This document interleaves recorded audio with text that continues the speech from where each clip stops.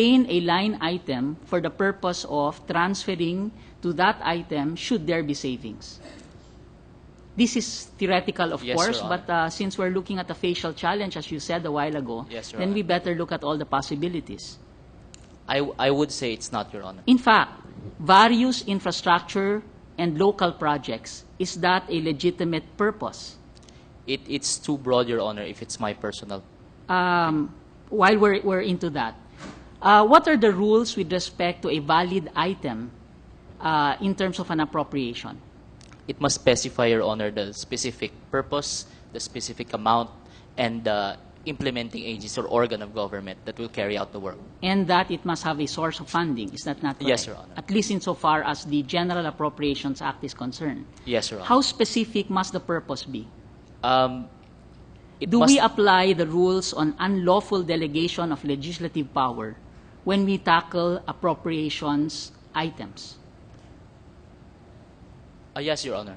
Really? Do you have jurisprudence already stating that when we look at the purpose of an appropriation, it should be that it passes the unlawful delegation test, similar to all ordinary provisions in an ordinary law?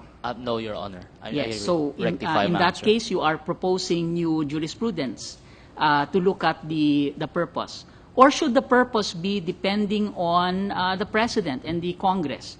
If they understand each other, giving them their political wisdom, then if it says school building, then it's up to them if they can construct a big or small school building, an elegant or a simple school building for that matter. Yes, Your Honor. It's up to them. And probably this can be further discussed because in terms of your pleadings, a lot of it is about unlawful delegation of legislative powers. But I am not aware of any jurisprudence which tests the validity, constitutional validity of an item in an Appropriations Act in relation to that. We will discuss that in the memorandum, Your Honor. Section 2. Can you read Section 2 of the special provisions in the PDAF, Title 44?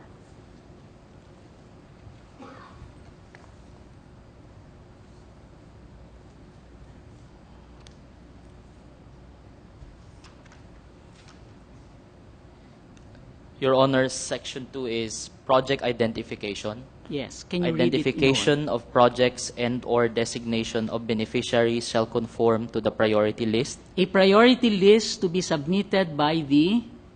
Implementing agency, Your So Honor. it's the implementing agency that comes out with a priority list. Yes, Your Honor. This is a sub-sub menu, correct? Yes, Your Honor. So within each item of the menu, there is still a priority list, but this is not presented by the member of Congress, but presented by the implementing agency. Yes, Your Honor. So in terms of project identification, what is your position? Who identifies the project? Your Honor, it's the legislator. In spite of the fact that the implementing agency curtails the discretion into a priority list. Your Honor, it's not about canalizing or curtailing discretion. It's all about who makes the choice of the project.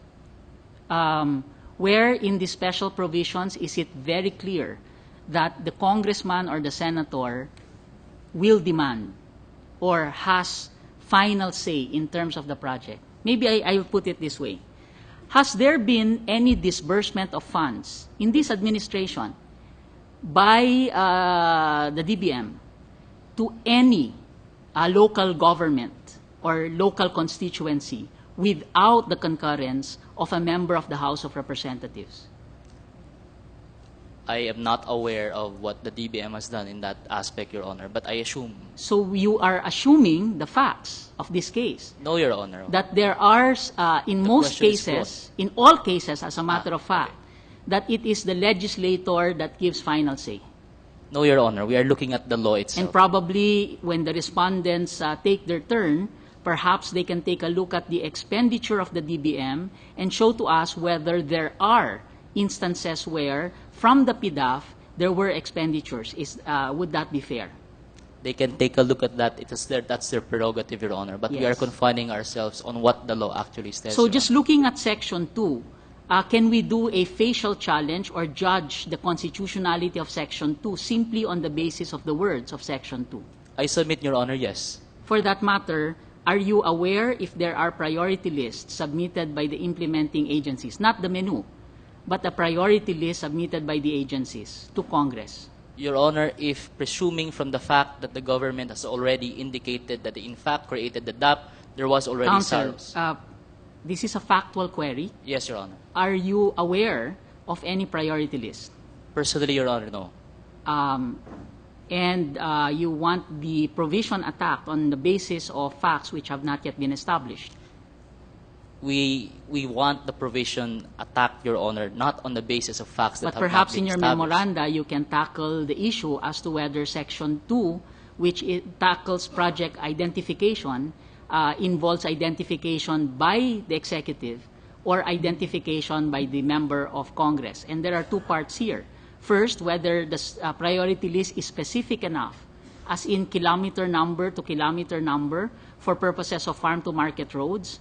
And second, whether in fact there has been actually disbursements without the concurrence or despite the concurrence or recommendation of a member of the House and the Senate. But that nonetheless, Counsel, if Section 2 is declared as unconstitutional, do we have to declare the entire Title 44 as unconstitutional?